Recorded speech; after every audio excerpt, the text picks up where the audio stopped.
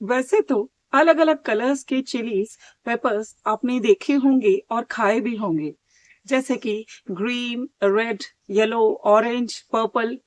I am sure इन सब तरह के चिलीज को आपने देखा होगा कभी न कभी और खाया भी होगा।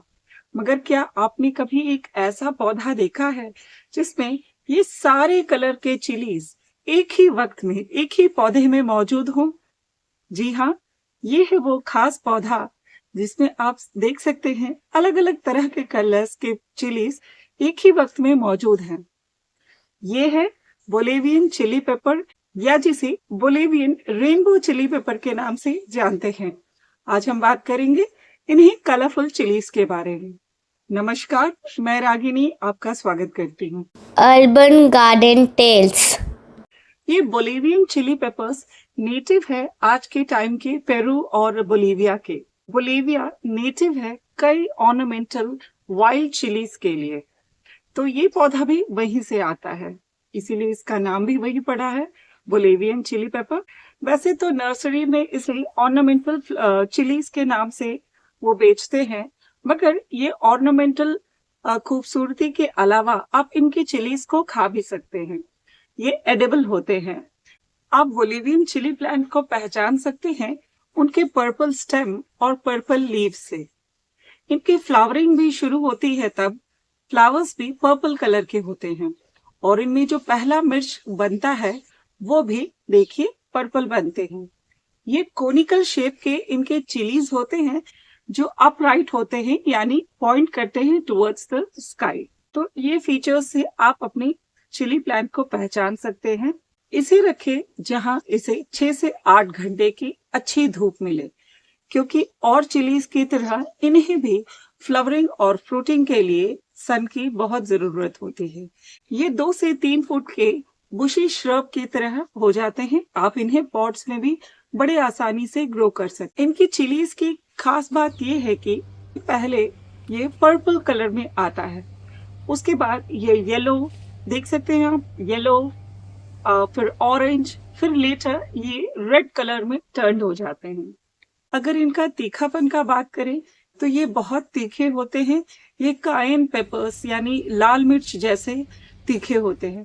तो आप इन्हें सैलेड में, पिकल्स में या फिर कुकिंग में भी यूज कर सकते हैं। अगर हम बात करें इसकी सॉइल की, तो इसकी सॉइल बनाए वेल ड्रेनिंग और काफी न्यूट्रिशियस बनाए, क्योंकि ये राउंड द ईयर यानी ये पेरिनियल प्लांट है। ये साल भर आपको फ्रूटिंग करेगा। आप बोलिवियन चिली प्लांट को कंसिस्टेंटली वाटर करें। याद रहे, इनकी सॉइल मॉइस्ट रहनी चाहिए, वाटर लॉग नहीं होनी चाहिए। वाटर लॉगिंग से इनकी जड़ें खराब हो जाएंगी। इसीलिए आप ध्यान रखें कि आपने जो पॉट सेलेक्ट किया है उसमें ड्रेनेज होल प्रॉपरली वर्क कर रहा है, और पानी जो आपने डाला है वो नीचे से निकल रहा है। दोबारा पानी हमें इसे कब देना है उसका सबसे अच्छा थंब रूल है, आप चेक करें अपना फिंगर सॉइल में डिप कर कर। अगर आपको सॉइल आपके फिंगर में लग रहा है, यानी अभी सॉइल गीला है, अभी मॉइस्ट है, उसमें पानी देने की जरूरत नहीं है। मगर अगर आपका फिंगर क्लीन है यानी सॉइल ड्राई है, तो आप इसे दोबारा पानी दें। फर्टिलाइजर की अगर बात करें तो आप इसे every month 100 grams vermi compost और 50 ग्राम्स बोन मील का मिक्सचर मिलाकर इसे जरूर दें, क्योंकि ये प्लांट्स हैवी फीडर होते हैं। इसीलिए इन्हें फर्टिलाइज एवरी मंथ करें, और ऑल्टरनेटली एवरी 15 डेज में आप इन्हें कॉम्पोस्ट या सीवीड एक्सट्रैक्ट का लिक्विड फर्टिलाइजर दे सकते हैं। जब पहला फ्रूट बनने लगे तो आप इसे हाई पोटेशियम फर्टिलाइजर जैसे बोन मील, रॉक फॉस्फेट या ऑर्गेनिक पोटैश देना शुरू कर दें। आपको अच्छी फ्रूटिंग मिलेगी। और जब फ्रूट्स बन जाए तो उन्हें कंटिन्यूअसली हार्वेस्ट करते रहें। आप देख सकते हैं मेरा ये पौधा बिल्कुल फलों से लद गया है, और क्योंकि मैंने इसके चिलीज को हार्वेस्ट नहीं किया, आप देख सकते हैं कोई भी नए फ्लावर या फ्रूट्स नहीं फॉर्म हो रहे हैं। इसीलिए कंटिन्यूअस हार्वेस्ट के लिए आपको जो फ्रूट्स मेच्योर हो गए हैं उन्हें हार्वेस्ट करना जरूरी है। इनके स्टेम्स भी और दूसरी चिली प्लांट्स की तरह कमजोर होते हैं, तो इन्हें सपोर्ट देना बहुत जरूरी है। इन्हें किसी बैम्बू स्टिक का सपोर्ट जरूर दें। इसकी सर्दियों में खास ध्यान रखें, क्योंकि सर्दियों में ये डोर्मेंट फेज में जाता है, इसकी प्रोडक्शन थोड़ा कम हो जाता है। तो सर्दियों में इसे ज्यादा फर्टिलाइज और ज्यादा पानी देने के पीछे ना लगे, इसे फर्टिलाइजेशन भी थोड़ा कम कर दें। दिसंबर जनवरी जब कड़ाके की ठंड हो तो इन्हें फर्टिलाइज ना करें, और पानी का भी मात्रा में आप कटौती लाएं। इन चिलीज में एफिड्स या थ्रिप्स का अटैक हो सकता है, इसीलिए पीरियोडिकली आप इनके लीव्स के पीछे चेक करते रहें। और अगर आपको बिल्कुल जरा भी लगे कि इस पे कुछ पेस्ट का अटैक हुआ है, आप तुरंत ही 5 ml नीम ऑयल 1 लीटर पानी में डाइल्यूट करके इसे स्प्रे करते रहें।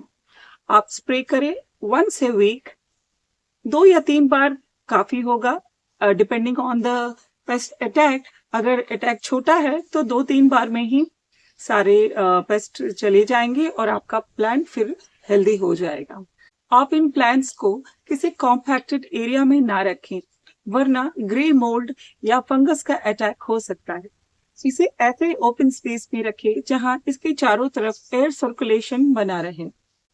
तो आज हमने बात किया बोलिवियन चिलीज के बारे में। आशा करती हूँ ये जानकारी आपको अच्छी लगी होगी।